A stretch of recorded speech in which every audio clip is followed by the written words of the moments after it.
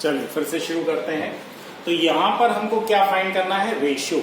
और ये question paper में बहुत आता है, to find the ratio which divide this point to this line. ठीक है, यानी हमें M1 M2 फाइंड करना है। अब आप चाहो तो M1 और M2 दोनों लिखे रहने दो, M1 M2 कैलकुलेट कर लो। लेकिन जब ये चैप्टर 11th में लिए, जब हम 11th में मैथ्स लेते हैं तो हम फिर इसको दूसरे तरीके से करते हैं, K:1 का रेशियो। ठीक है, तो फिर इसलिए हम भी इसको जो है K:1 के रेशियो से ही K:1 के रेशियो से ही हम इसको लेंगे। ठीक है, तो फिर क्या लिखेंगे, let the ratio is K:1। Ratio क्या करेंगे, K:1। रेशियो हम क्या मान लेंगे, K:1। ठीक है, अब K:1 का रेशियो ले लिया, यानी M1 कितना हो गया K और M2 कितना हो गया 1। अब यहां पे रेशियो फाइंड करने के लिए हम कोई सा भी एक ही फार्मूले का यूज करेंगे, दूसरे फार्मूले की हमको जरूरत ही नहीं है। तो देखो x = M1x2 plus M2x1 upon M1 plus M2। ये हमने प्रीवियस क्लास में पढ़ा हुआ है।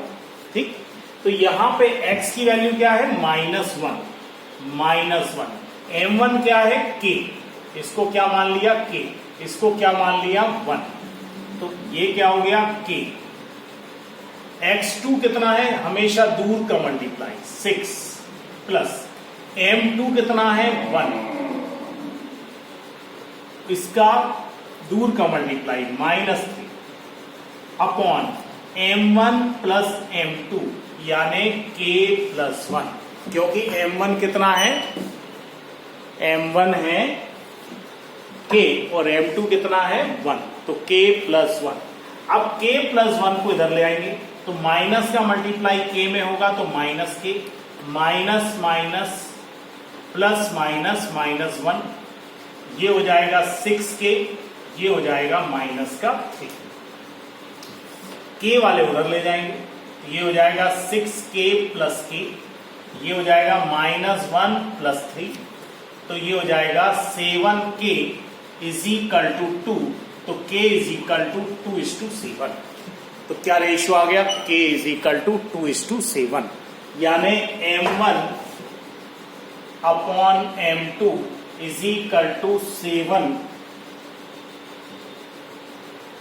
2/7। कितना आ गया, 2/7। मैं इसको एक बार फिर से रिपीट करूं, अच्छी तरीके से इसको समझ। ठीक है, देखो अभी हमको ऐसे, वो अगला क्वेश्चन भी यही है, इसमें हमको क्या फाइंड करना है, हमें एक्चुअली रेशियो फाइंड करना है। रेशियो फाइंड करना मीन्स M1 M2 फाइंड करना है। अब हम यहां पर M1 M2 नहीं मानेंगे, हम क्या मानेंगे, K:1। क्या मान लेंगे, K:1। तो ये M1 K मान लिया और M2 क्या मान लिया 1। अगर आप NCERT में देखोगे तो दोनों मेथड है, M1 M2 वाली मेथड भी और K:1 वाली मेथड भी। लेकिन नेक्स्ट क्लास में 11th में जब आप मैथ्स लोगे तो फिर वो K:1 ही फिक्स रहता है। तो इसलिए फिर हम K:1 का ही रेशियो शुरू से ही लेते हैं, ताकि हमको नेक्स्ट में कोई कंफ्यूजन ना हो। और दोनों ही ऑथेंटिक मेथड है, M1 M2 भी ले सकते हो और K:1 भी ले सकते हो। ठीक है, तो हमने क्या लिया, let the ratio is K:1। ठीक है, अब K:1 ले लिया, यानी M1 कितना हो गया K और M2 कितना हो गया 1। फिर हमें यहां पर एक ही फार्मूले की जरूरत है, दो फार्मूले की जरूरत है ही नहीं, एक ही फार्मूले से रेशियो हो जाएगा। तो ये -1 है, ये 6 है, तो x की जगह क्या लिख दिया, -1। ये हमने वैल्यूज पुट कर दी, K+1 नीचे आ गया, -K -1 हो गया, यहां पे 6K -3 हो गया। हमेशा दूर दूर का मल्टीप्लाई, तो K × 6 6K, 1 × -3 -3 को इधर लाए तो प्लस का 2 हो गया, K के उधर ले गए तो प्लस का हो गया, तो 7K = 2 हो गया, तो K = हो गया 2/7, यानी M1 हो गया 2 और M2 हो गया 7। तो इसको किस तरीके से लिखा जाता है, इस तरीके से। ठीक है, तो ये एक मेथड है रेशियो फाइंड करने की, और इसमें के छोटे क्वेश्चंस होते हैं और ये पेपर में बहुत आता है। ठीक है, चलिए इसमें अगला क्वेश्चन भी सेम ही है, तो आपका डबल रिपीट हो जाएगा।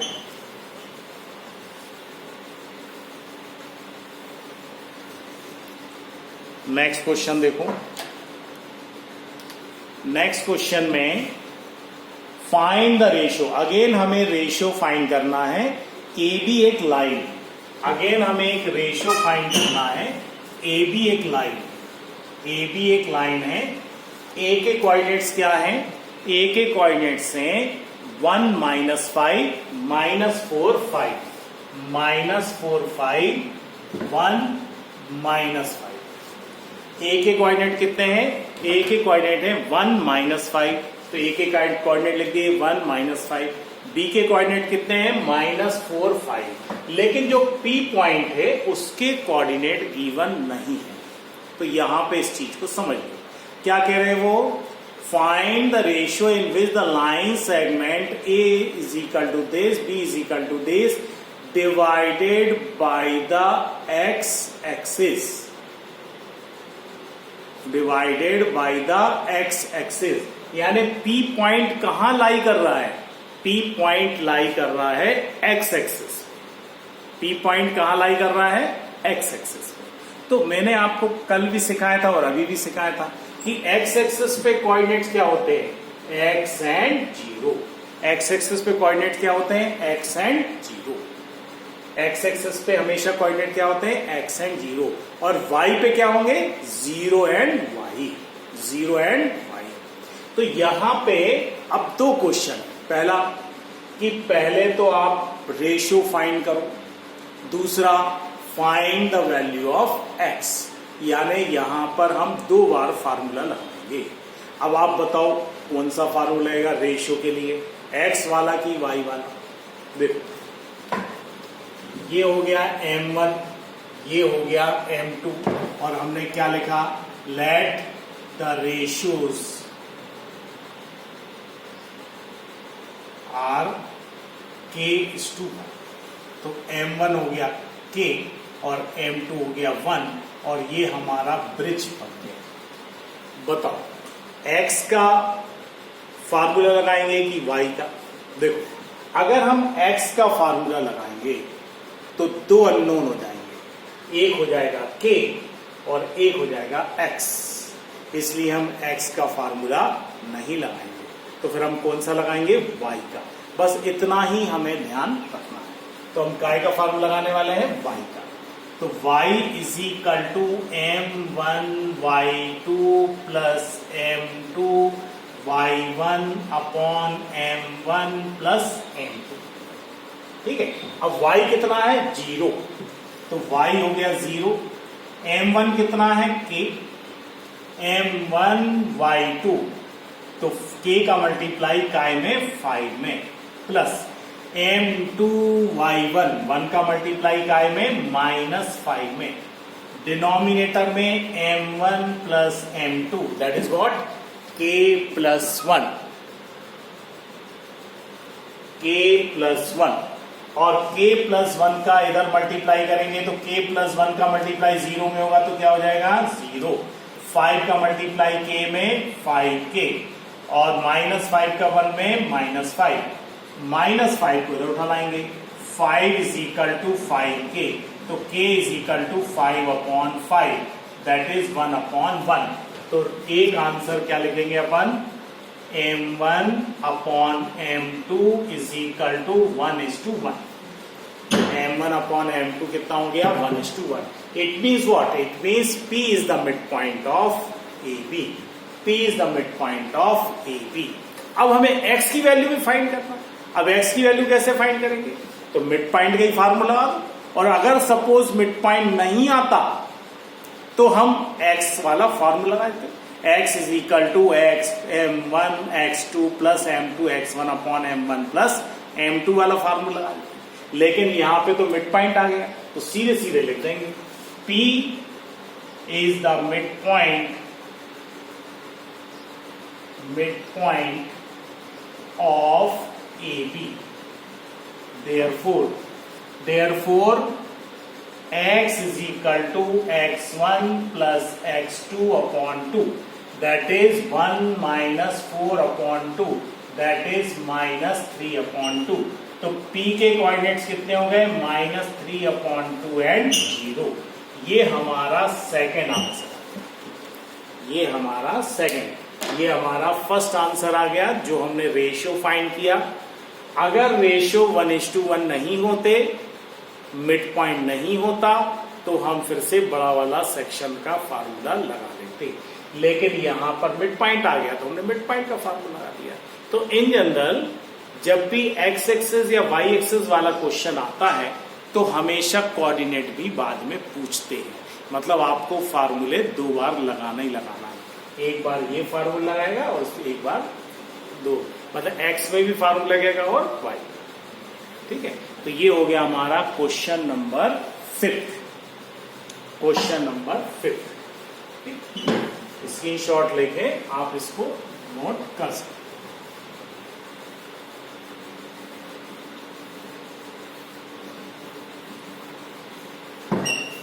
क्वेश्चन नंबर 6 और एग्जाम्पल 10.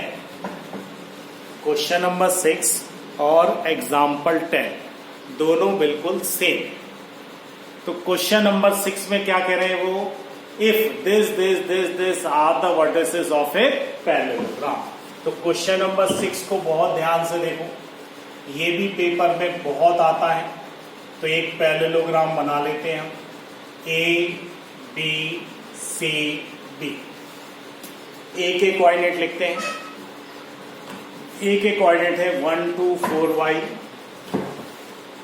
1 2 4 y. सी के कोऑर्डिनेट्स हैं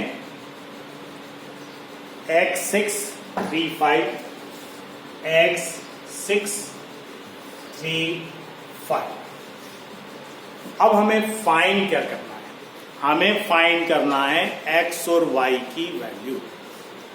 ये एग्जाम्पल 10 जैसा क्वेश्चन है. एग्जाम्पल 10 में एक वेरिएबल फाइंड करना है, यहां पे हमको 2 वेरिएबल्स फाइंड करना है. x की वैल्यू भी फाइंड करना है और y की वैल्यू फाइंड करना है. तो यहां पे हम क्या करेंगे? यहां पे हम डायगोनल्स को ज्वाइन करेंगे और जहां डायगोनल एक दूसरे को इंटरसेक्ट करते हैं उस पे हम O लिख देंगे. तो देखो पैरेललोग्राम की प्रॉपर्टी अपन ने पढ़ी है. पैरेललोग्राम की प्रॉपर्टी क्या है? Diagonals bisect each other. Diagonal bisect each other. तो यहां पे डायगोनल्स एक दूसरे को बाइसेक्ट करते हैं. तो अब देखो यहां पे हम क्या यूज करने वाले हैं, पहले उसको लॉजिकल समझ लो, फिर मैं आपको इसको लिखना सिखाऊंगा. देखो, क्या O AC का मिड पॉइंट होगा? क्या O AC का मिड पॉइंट होगा? Because in parallelogram diagonal bisect each other. यानी क्या हम O के कोऑर्डिनेट्स निकाल सकते हैं A और C के मिड पॉइंट के फार्मूले से? Because O is the mid point of AC.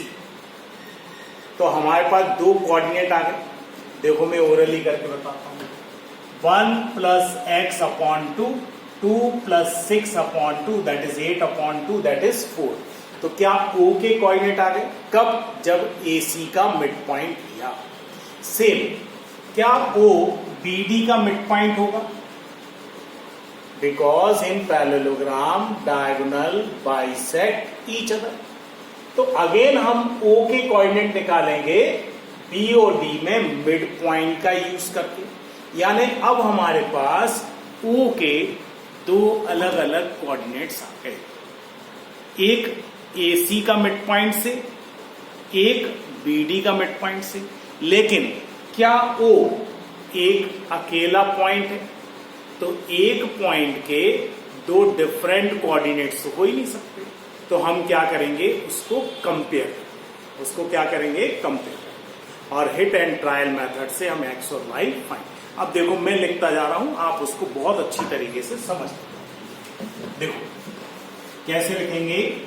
O is the mid point of AC. O is the midpoint of AC. Bracket में रीजन लिखो.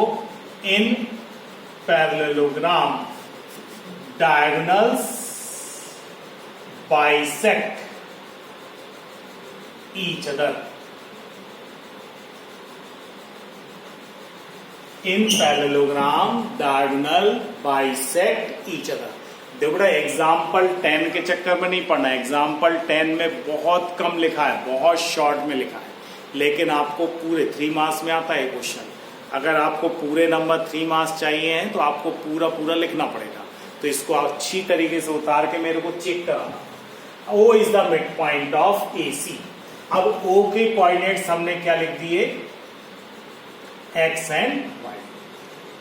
चलिए, तो ये हो जाएगा x1 y1 लिख दो. x1 is equal to x ही लिख दो. x1 plus x2 upon 2 that is 1 plus x upon 2.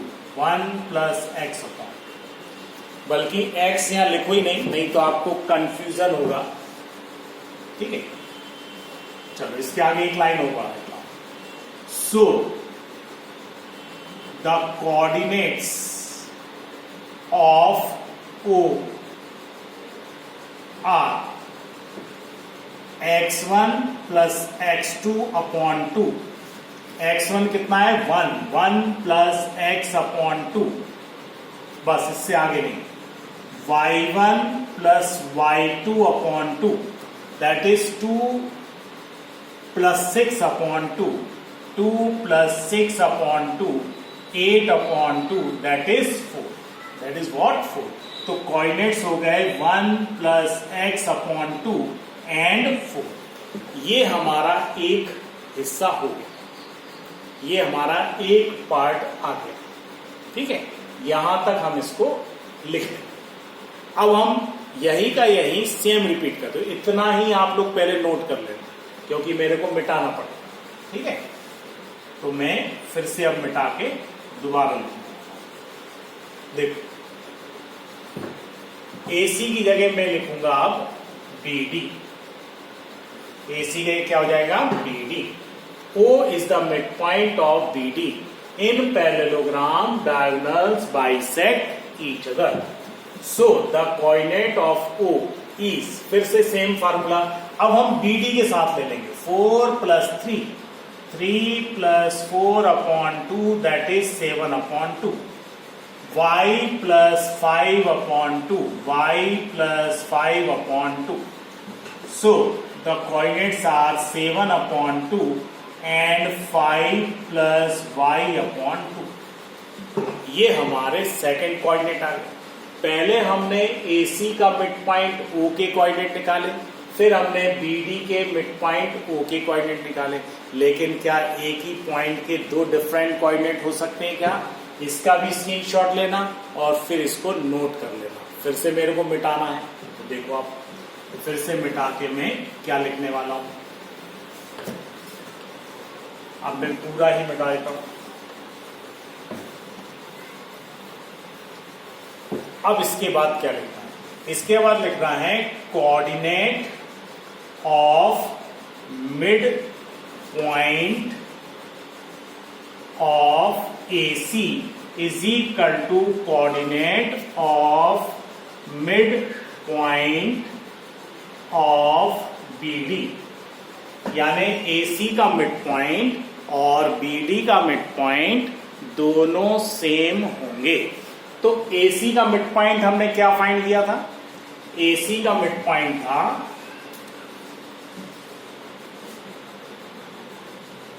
7 upon 2 and 5 plus y upon 2 और AC का मिड पॉइंट था 1 plus x upon 2, 1 plus x upon 2 and 4. तो क्या एक सिंगल पॉइंट के एक ही कोऑर्डिनेट हो सकते हैं? दो तो हो नहीं सकते हैं. तो यहां पर हम यूज कर रहे हैं हिट एंड ट्रायल मेथड. यानी ये वाली वैल्यू इसके बराबर है और ये वाली वैल्यू इसके बराबर. तो देखो, यानी 1 plus x upon 2 is equal to 7 upon 2.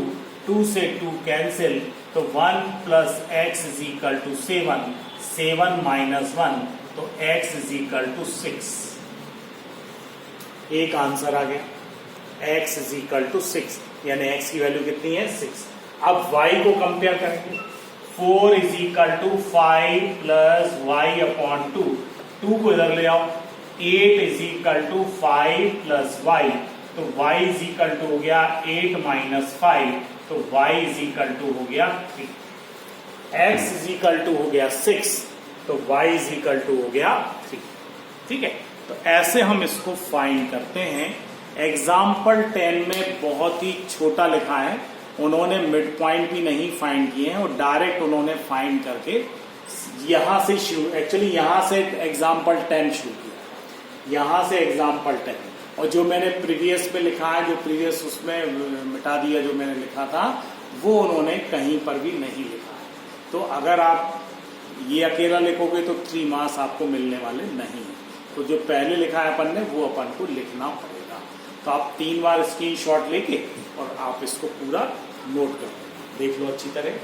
तो x ऐसे हम x निकाल लेते हैं, y निकाल लेते हैं। इसी मेथड से आप एग्जाम्पल 10 मुझे करके बताना, ठीक है। एग्जाम्पल 10 बिल्कुल सेम, लेकिन लिखना पूरा पूरा जैसे मैंने लिखा है, ठीक, तभी मार्क्स मिलेंगे। चलिए, क्वेश्चन नंबर फर्स्ट हो चुका, सेकंड हो चुका, थर्ड हो चुका, फोर्थ हो गया, फिफ्थ हो गया, सिक्स्थ हो गया और 9th हो गया। अब है 7th क्वेश्चन, बहुत ही सरल है। Find the coordinate of point A where A B is a diameter of the circle. हमें ए के कोऑर्डिनेट फाइंड करना है, ए के कोऑर्डिनेट फाइंड करना है, जबकि ए बी क्या है, डायमीटर, ये है सेंटर O। अब देखो ए के कोऑर्डिनेट नहीं दिए हैं तो इसको मान लेंगे x1 y1। क्यों मान रहे हैं वो मैं अभी आपको बताऊंगा, ठीक है। तो क्वेश्चन नंबर 7 में कह रहे हैं बी के कोऑर्डिनेट है 1 4, बी के कोऑर्डिनेट क्या है 1 4, और सेंटर के कोऑर्डिनेट क्या है, सेंटर के कोऑर्डिनेट है 2 -3, 2 -3, 2 -3, ठीक है। अब देखो डायग्राम बनते से ही आपको क्वेश्चन समझ में आ गया, ठीक। क्या है, सर्किल है, ए बी क्या है, डायमीटर है, ओ क्या है, सेंटर है। It means O is the mid point of A B, क्योंकि सेंटर क्या होता है, डायमीटर का मिड पॉइंट होता है, ठीक है। तो क्या लिखेंगे, O is the mid point of